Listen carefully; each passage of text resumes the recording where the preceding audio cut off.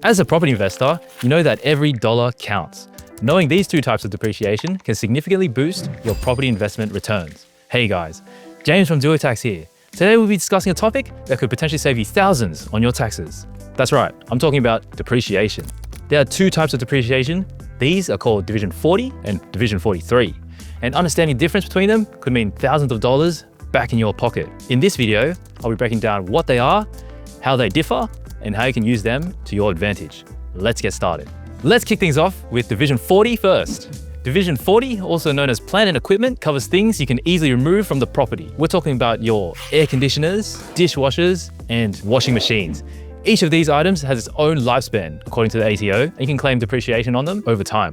Here's an extra tip for you. Most people choose to use what's called the diminishing value method for Division 40 items. It's because your items depreciate at a more rapid rate within the first few years. Take a dishwasher, for example. It has an effective life of 10 years and depreciates at a rate of 20% of its current value per year until it reaches a value of less than $1,000. When the value is below $1,000, the depreciation rate increases to 37.5% as per low value pooling. If you want to know more about depreciation claims, be sure to subscribe to the channel and click on the notification bell. We're always creating content for property investors like you. And on that note, let's talk about something called the low value pool.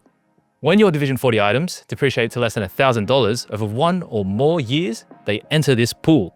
This is only applicable if you've previously worked out the deductions for it using the diminishing value method. You then calculate the depreciation of all the assets in the low value pool at the annual rate of 37.5%. If you can acquire an asset and allocate it to the pool during an income year, you calculate its deduction at a rate of 18.75% in that first year. This rate applies regardless of at what point during the year you allocate the asset to the pool. But there's a catch.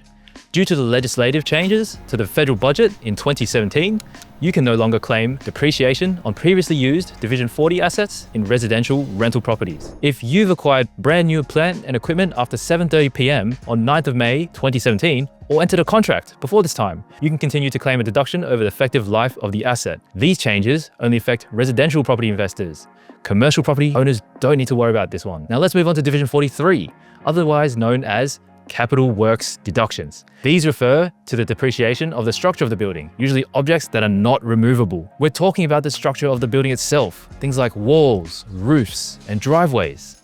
Unlike Division 40, these items depreciate at a steady 2.5% per year over 40 years. You can only claim Division 43 deductions on residential properties built after September 15, 1987. If your property is older than that, I'm afraid you're out of luck on this one.